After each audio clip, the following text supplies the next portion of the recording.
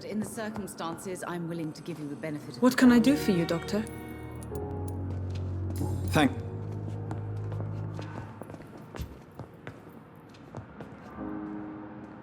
Good evening, madam. Can I... It's my son who needs you, sir. I'm Dr. Jonathan Reed. How can I help your son? I'm Beatrice Goswick, mother of Mortimer Goswick. Could you check on him, please, Dr. Reed? What can you tell me about yourself, Mrs. Goswick? Not much to say. Just take care of my Mortimer and I'll cover all the expenses. That's all that matters. Are you really that rich? Most of the patients here are of a more humble origin, if I may say so. Yes, thanks to my husband. May he rest in peace. I can cover any needed medical expenses. May I ask if you have... I'm a teacher by profession. I teach young women who are more ambitious about their futures than their families. What do you think of your reception here? Any complaints? I have had the uttermost reservations about this hospital since we arrived. But we had no other choice, considering the state of emergency. Is there something in particular that's bothering you? Some of the staff were not especially welcoming. I suspect they're not accustomed to dealing with patients of such social standing. Tell me more about your arrival at the Pembroke Hospital. What gave you such a bad first impression? The ambulance driver was quite rude, for a start. And that nurse, Miss Hawkins, seems to have quite a dubious attitude. What do you mean? She managed to secure a bed for my son despite the epidemic. It was a relief, but it wasn't cheap.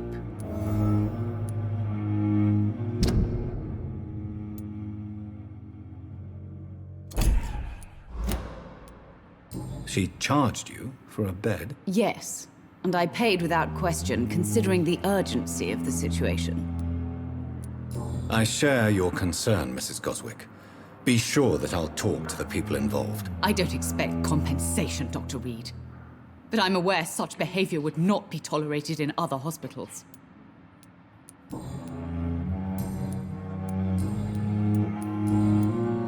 Goodbye, Miss... Good evening. I'm Dr... No. Really? Why... I don't want to talk. My throat hurts too much. I suppose that this pain is the reason you're here. Is someone taking care of you? Yes. And no. Could you at least tell me your name, sir? Mortimer. How painful is your throat, Mr. Goswick? So painful I'd rather not talk. I'm sure you realize a doctor and his patient have to communicate, sir. Would it help if I gave you some paper and a pen? Not really. I see. Then maybe it's not just your throat that hurts, Mr. Goswick. Perhaps your sore throat is just the consequence of something more hurtful. Yes, maybe. But I don't want to talk or even write about it now.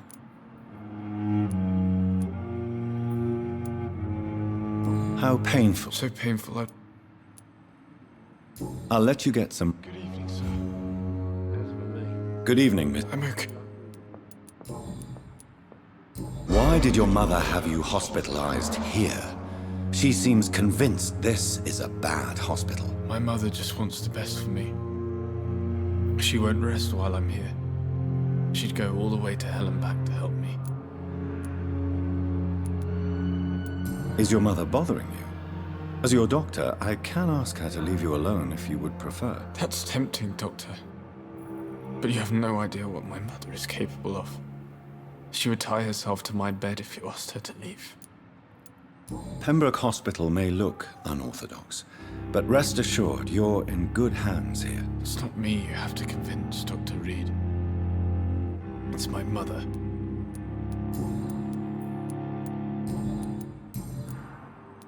Tell me about yourself. I don't want to talk, Doctor. I have to go. Good evening, sir. Doctor. I will not let you... Good evening, Miss... I'm okay.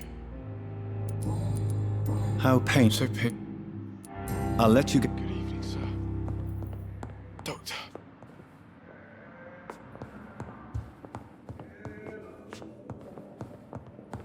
My sweet girl. Reads me like a book. Good evening. I don't know if a third opinion is needed. Your colleagues are already arguing about my condition. I see. Would you mind telling me more about your situation? I'm Harvey Fiddick. All I want is to get me bloody arm fixed properly. Are you satisfied? Well, it's clear that I've chosen a bad time to be injured. Forgive my bluntness, but you seem overwhelmed by cases of the flu. I won't lie to you about it. I'm afraid we are. Are you sure you don't want to operate yourself, Dr. Reed? I have the feeling you're very capable. And your colleagues seem to think so too. In other circumstances, you would be right. But for now, I don't think I can take on the responsibility. My apologies. Tell me about yourself. I'm just a regular guy waiting to get his arm fixed, so I can return to work and to my family. I was more curious about what you were doing before being hospitalized. I'm a carpenter. And a good one, too. But that means I need both arms to feed my family, Dr. Reed. Tell me about the doctors who are arguing about your case. Strickland and Aykroyd. They both want the best for me, but there's a lot of pride there. Doctors are no different from carpenters, it seems. What do you mean? I often had professional arguments with rivals on a building site. Difference is I disagreed about wooden nails, not flesh and bones. Goodbye for now. I will not let you down, my boy.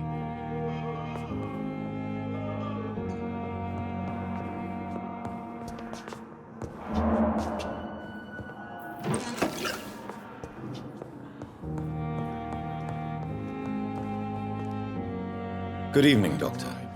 I believe we're going to be... Dr. Reed. Dr. Swansea informed us of your arrival, but I could not dare to believe we'd have such good fortune. Such an honor, sir. Thank you. And you are?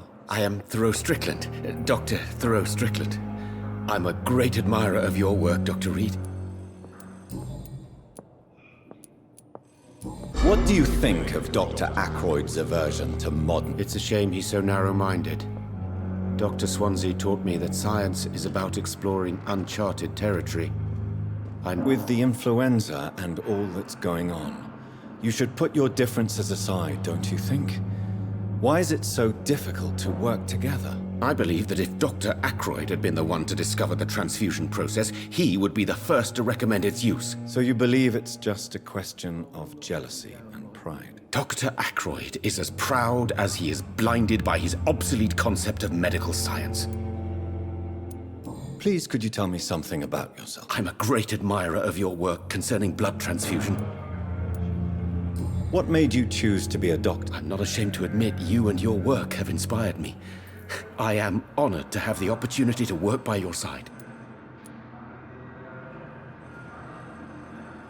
It's always a pleasure to share scientific and medical knowledge with someone eager to learn. I'll be glad to help you if I can. This epidemic may be the century's most terrible disaster, but I'm convinced that we, as doctors, are the only ones able to defeat it. I based my technique on my mentor's research. I'd rather not talk about it. For now, it's just theories and first approach. My process is purely experimental and unsuccessful. As long as you're cautious and methodical.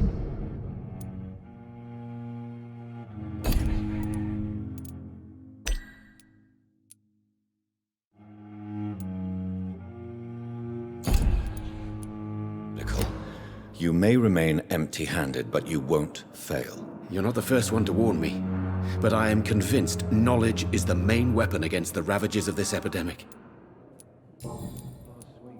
What can you tell me? Well, it has always been an honor to work with Dr. Swansea, but with your arrival, I can't think of a better opportunity to learn about blood transfusion.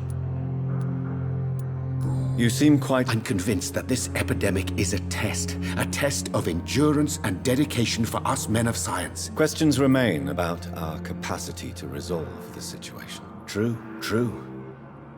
Last summer, during the first wave of the epidemic, I used to joke with Milton about the extra work. We're not smiling now. Do you need help with anything in particular? Well, yes, maybe. I'm waiting for a batch of products I ordered for my personal research. Yet my supplier seems to have vanished. Do you want me to play the errand boy for you? Oh no, Dr. Reed. But if you went personally to his shop, what with your reputation and all, he wouldn't dare. I see. Well, give me the address, for I may pass by if I have time.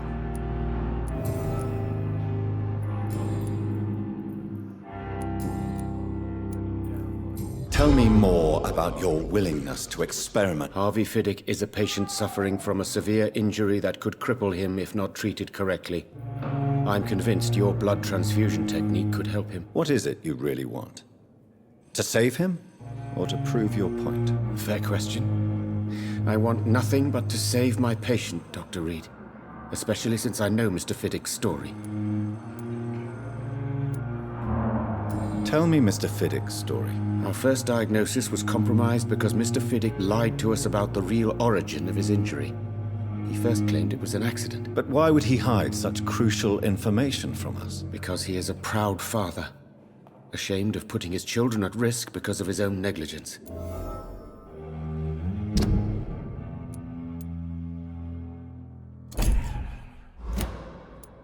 This personal involvement could also appear to be a lack of impartiality. You must know that a good surgeon must remain neutral. I agree. But that does not excuse Dr. Ackroyd's behavior, a man who did not even take time to converse with his patient. Do you think keeping his distance was a mistake? All I know is that I'm taking care of human beings with desires, hopes, and fears. Not some biological machine comprised of blood, bones, and flesh.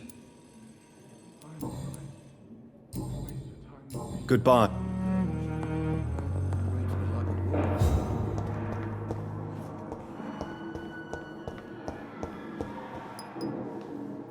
I'm quite... Tell me, Waverley, what do you think of Dr. Strickland's enthusiasm for his experimental research? Strickland is playing with his patients' lives for pride and glory. Now that, sir, is unethical. Are you thinking about something in particular? Harvey Fiddick needs delicate surgery. I believe we should stick to the usual procedure, but my young colleague obviously disagrees. Why do you wish to lead this surgery? I strongly believe that Mr. Fiddick should not be butchered to test an unproven procedure.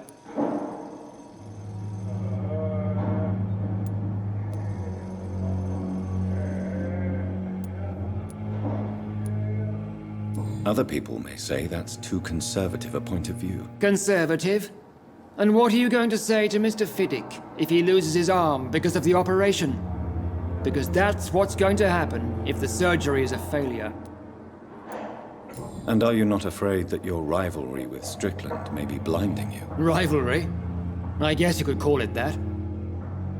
But I will never be childish enough to let my personal feelings affect my judgment.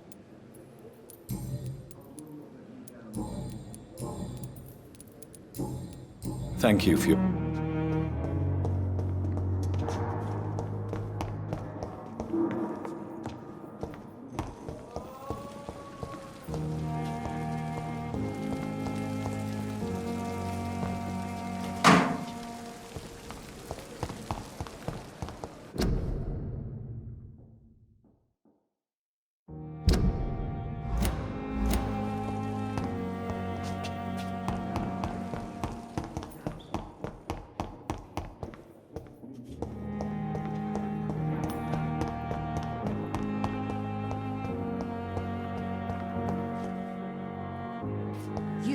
Going to reveal all your... Good evening, nurse. Good evening, Doctor.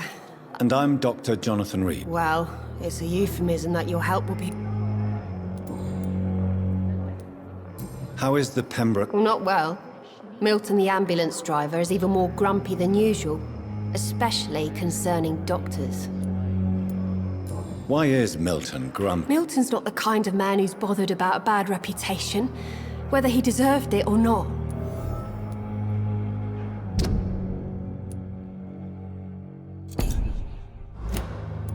Why does Milton dislike doctors? I don't know. Just ask him. But be warned, Milton is not the chatty type.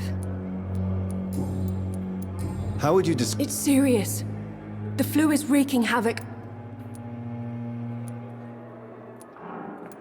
Nurse Hawkins, the Spanish flu won't last forever. Even the Black Plague didn't kill everyone. I wish I could believe you. But what if this epidemic was worse?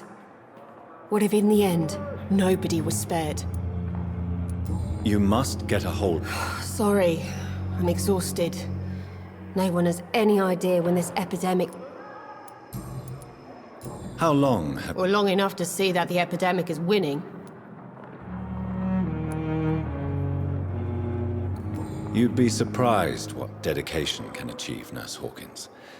In medicine, sometimes we're just a test result away from a miracle. Sorry, Doctor. I don't want to sound bitter, but I'm just too tired to give a pep talk like Nurse Brannigan.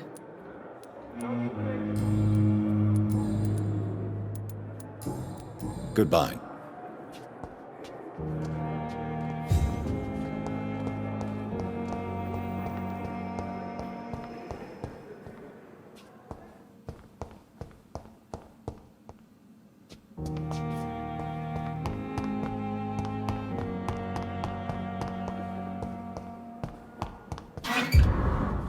It's locked.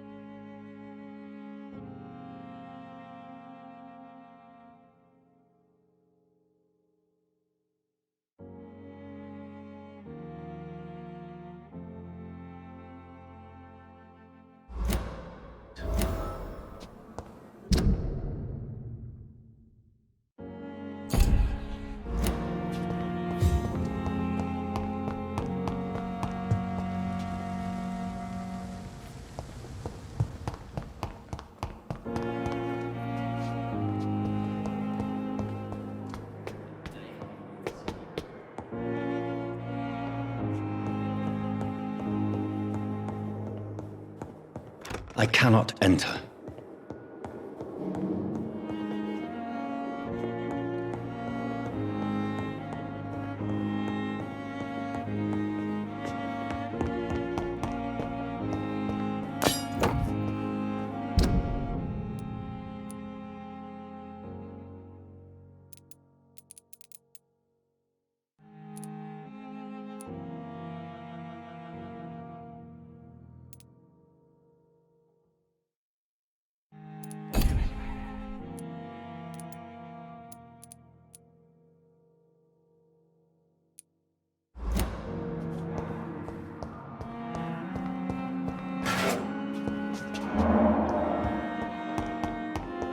It's locked, all right.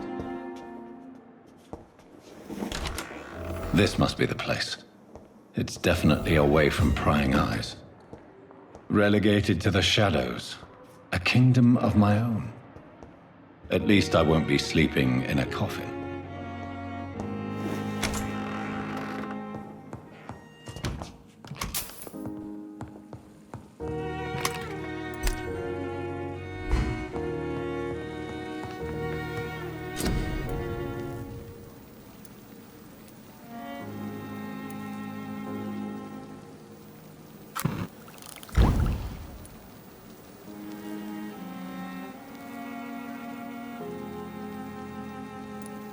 William Bishop's blood is much more unstable than human blood and shows extensive mutation. But this is not what happened to me. I must keep on certain.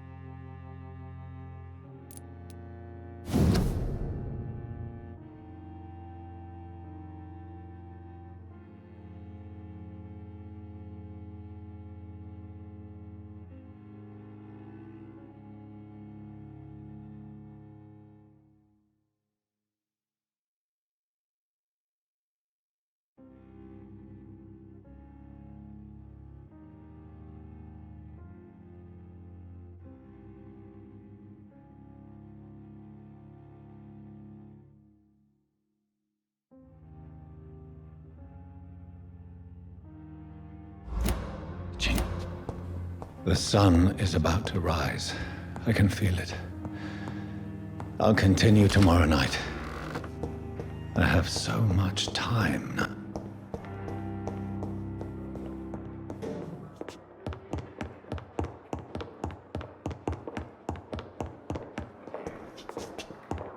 Not now!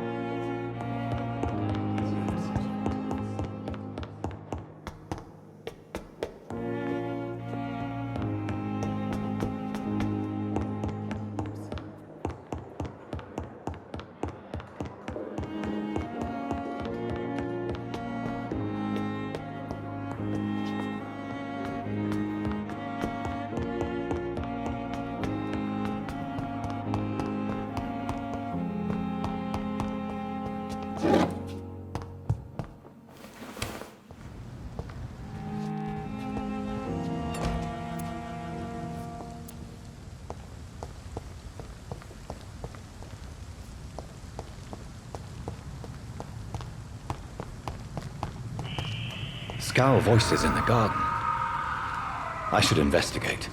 If they were to find somebody...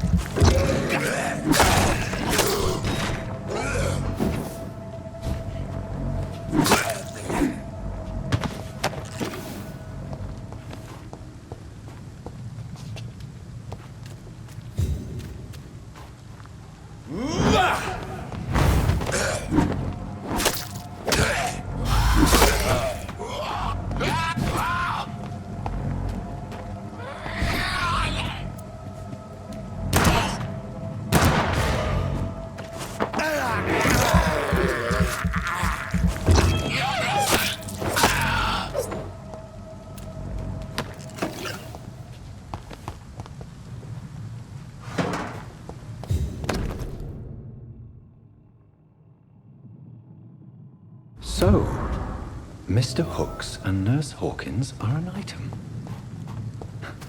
Those two have hidden their affections well.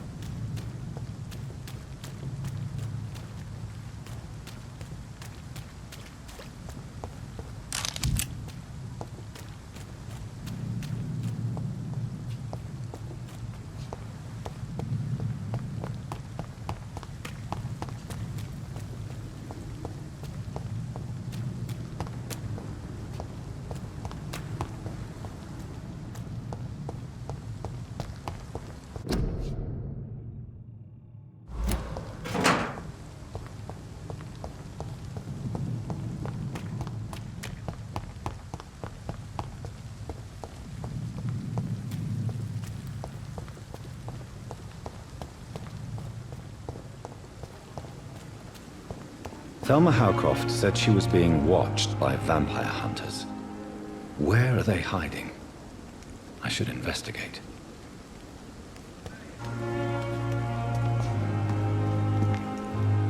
Good evening. I'm Dr. Reed. Always a pleasure to meet a colleague, sir. Especially when he was supposedly dead. A colleague? Are you a doctor too? Not anymore, sir. I used to be Dr. Rakesh Chadana. Now, I'm just Mr. Chadana, pawnbroker and humble guardian. What do you mean? You used to be a doctor? No, sir. It is just that I like to be precise. I run a little pawn shop while taking care of the dead. Do you work? Yes, very easy work, sir.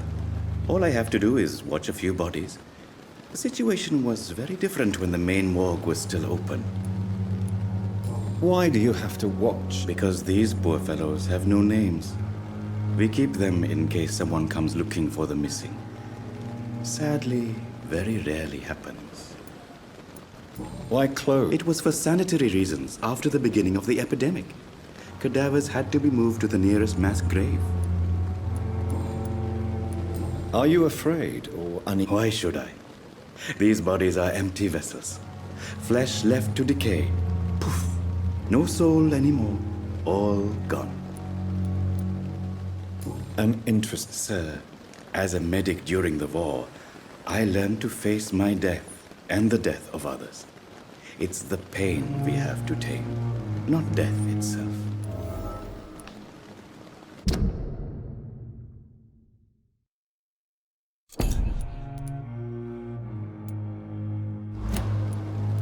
How did you get this job? How did you... After I left the army, I worked as an undertaker down by the docks. A dangerous place with many an unpleasant business there.